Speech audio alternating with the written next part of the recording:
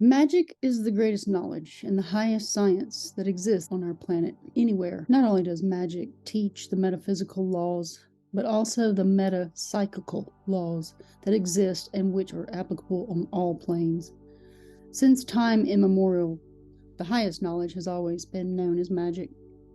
However, it was accessible only to particular circles of society, the members of which were predominantly the high priests and the most powerful potentates. The Magi have always been considered to be the highest initiates. They knew the true teachings, but kept these teachings secret with all the means at their disposal. They knew precisely the synthesis of their own religion as well as of all other religions. By contrast, all religious knowledge furnished to the public at large was merely symbolic. Only after many centuries were a few morsels of the true knowledge made known to the public, and yet it was still very much concealed, and understandably so, since the majority of the people were uneducated in magic accordance with the divine laws. They understood only a few morsels of high knowledge, and only from an individual point of view. As a result of this, they could only pass this knowledge on in an inadequate and one-sided manner. That is why the knowledge of magic has, without exaggeration, remained secretive to this very day. The comprehension of the true magical laws depends upon the spiritual and magical maturity of the individual. In order to reach the maturity required for this endeavor, a certain amount of preschooling is absolutely necessary. Therefore, the reader should now understand why I say that he must have successfully completed the teachings of the first tarot card in Initiation into Hermetics, up to and inclusive of Step 8, if he expects to succeed in higher magic. And that means the student of magic must have completed Step 8, not in theory alone, but also in practice in every aspect mentioned in the first volume. There are no miracles as such, nor is there anything that can be considered supernatural. This opinion is shared by the educated rationalists and by those who are unable to grasp or understand these kinds of occurrences.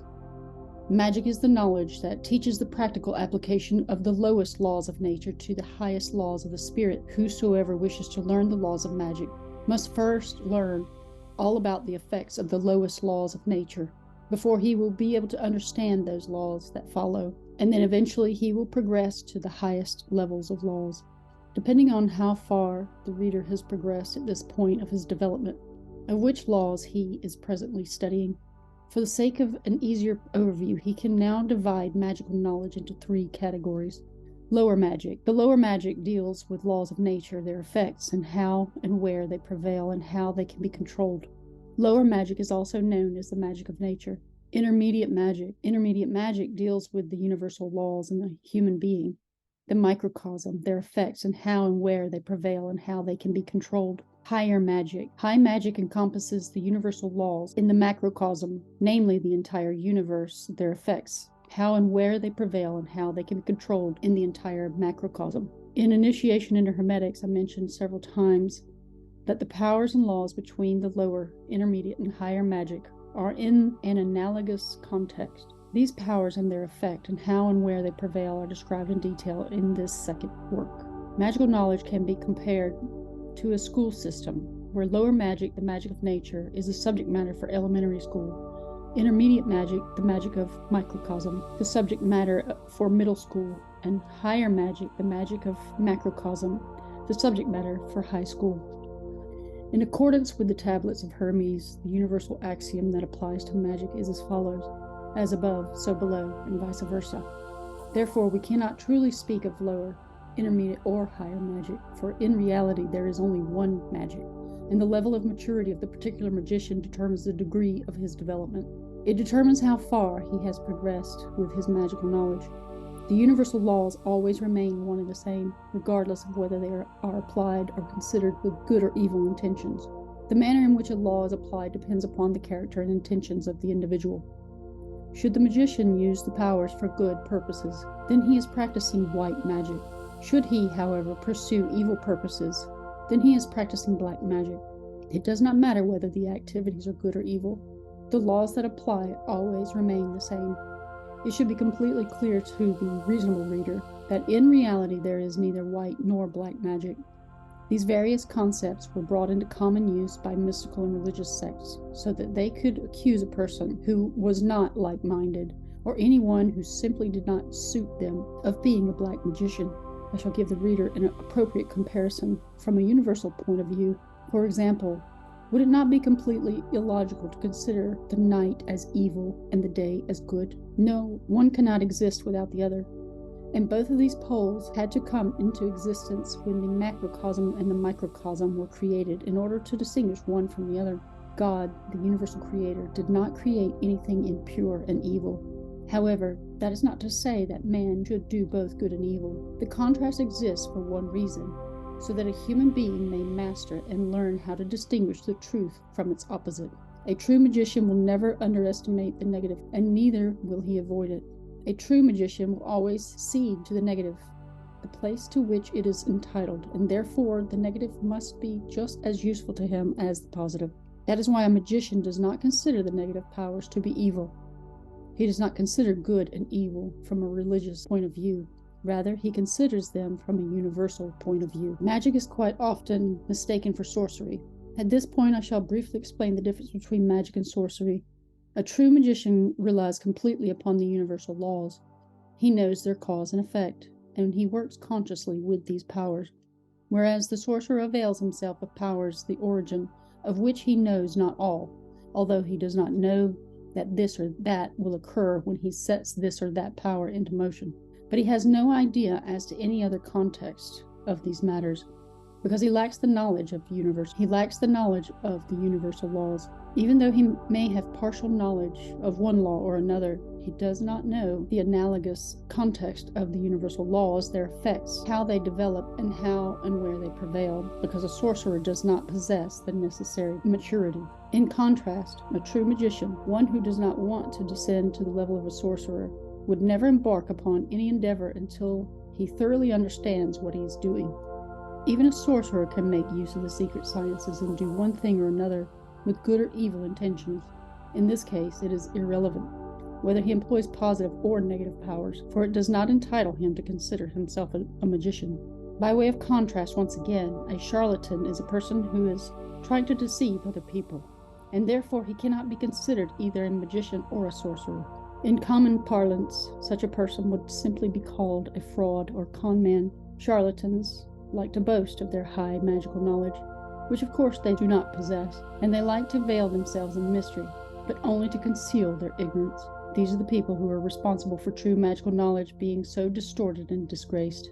A true magician does not identify himself through mysterious behavior or external splendor.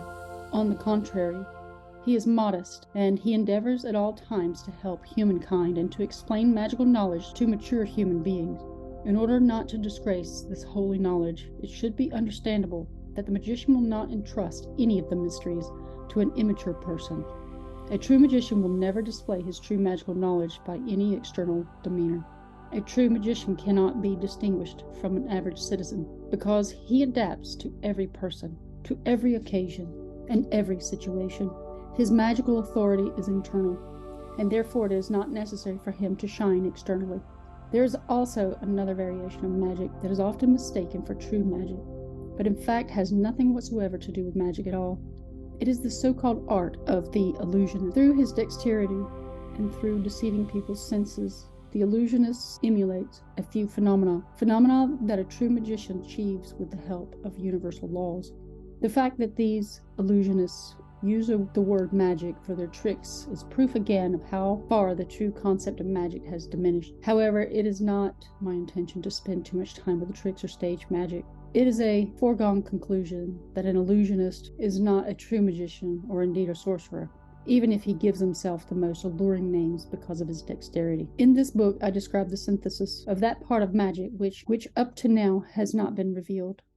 It is the magic of evocation, which is the most difficult to comprehend. From the gloomy days of antiquity right to the present time, hundreds of books have been published which contain instructions on how to invoke beings for making pacts with the devil, etc. But not one of these books gives the reader true knowledge, much less assures success on account of the instructions that were recommended. It is, however, true that now and again, in isolated cases, an individual, on account of his talent and maturity, did achieve some partial success. A true magician, one who thoroughly concerns himself with the magic of evocation, need not worry that he will be unable to achieve any results at all or only partial success. He will reach the conclusion that, with the synthesis of evocative magic, he will be able to achieve a successful evocation without any difficulties. I shall not deal with matters concerning other kinds of magic, such as mumial magic, sympathetic magic, spell magic in cases of sickness, healing by sympathetic means, and so forth. To a genuine magician, these kinds of magic happen to arise by themselves, if he should occasionally want to make use of them. The initiated magician can modify the instructions that are given in conventional books and then possibly make use of them in practice. A true magician can achieve everything with his own powers, which he has earned without any other help as a result of his spiritual maturity during his magical development. It is his choice to make extensive use of ceremonial magic and all the aids that belong to it. Ceremonial magic offers the advantage that, when used continuously and frequently for one and the same operation, effects are produced without making use of one's own powers. With the help of various aids, ceremonial magic enables the magician to make his work with occult powers easier. All magical aids aside, every single magical instrument are basically mnemonic aids, aiding the magician's consciousness. When one directs his attention to a particular instrument, this triggers the consciousness, the particular ability or power symbolized by the particular instrument. Once a magician takes one or another magical instrument into his hand during the evocation, he immediately comes into contact with what this instrument symbolizes, and he achieves his purpose without much effort. So this is just a small example of what is actually out in the world and has been happening for thousands of years at the hands of people who would enslave others for the benefit of themselves. That is a practice that employs the use of black magic. This is why I say it is time to awaken to all of the universal laws and truths in the world, and to return back to the divine nature of earth and all of the elements, to comprehend what it means to be human, and to immerse ourselves into the natural arts and sciences that were our God-given right, and to carefully explore the realm that is called magic. There are repercussions for creating dark acts against other people, and these black magicians are like sly foxes, because they have tricked others into doing all of the acts while they sit back and just command legions of minds to then reap all of the karmic backlash from the universe, from all of the decisions and the choices that were made. This is how it's done, and this is why it's a pyramid that they worship. The pyramid represents the hierarchy of who's at the top and then commands the legions below. To summon the dark forces, there's a layer of humans, I'm sure, that are employed to do this act. But subsequently, these jinn, demons, spirits, beings, all the denizens of the underworld require a payment of service or sacrifice in order to be employed at the whims of the magician. It can be very simple payment, such as a candle, a scent, smoke, things of this nature. But the higher commands require things such as sacrifices of blood, which is why they employed wars and they hired people to be commanded by militants and for military use to go out and incite wars. It was basically just all a play on the minds of the masses to make them think that they are doing something in honor and justice. They cast a black magic spell on the minds of the masses who serve into the military because they believe that they are serving their country. In actuality, they are serving demonic forces and shall subsequently be sacrificed to those demonic forces based on the badges that they wear and the color codes that are there. So many evils have been perpetuated in the world. It's time to awaken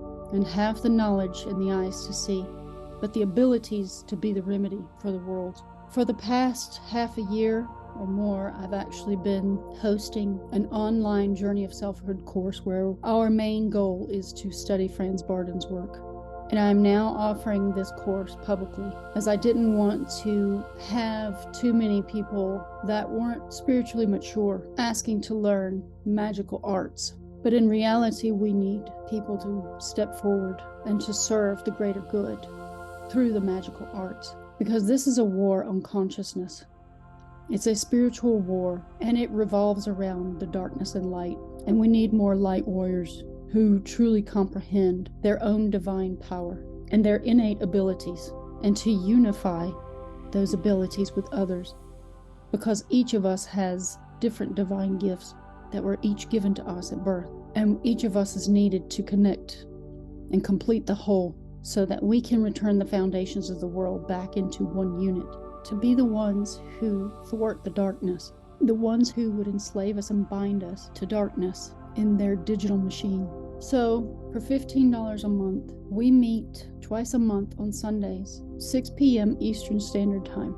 I am now going to change that to 4 times a month so that we can begin this magical practice in earnest. We need to quickly become adepts at magic for those who are willing to walk this road and to begin the knowledge of initiation into Hermeticism. As taught by Franz Bardon, we also incorporate various other traditions and knowledge into the practice, so that way we can have a clearer view and perspective of what it means to be truly spiritual and human in this existence. If you're interested, please reach out to the email provided in the description box. Your donation of $15 a month will get you into the classes on a regular basis as we cover all of the necessary chapters that Franz Bardon teaches in his initiation into Hermetics, and then his divine magical system, where he has 3 books. I will guide the meditations for each lesson, and any homework you can do on your own is going to be beneficial to your own magical development. Since this is a spiritual war,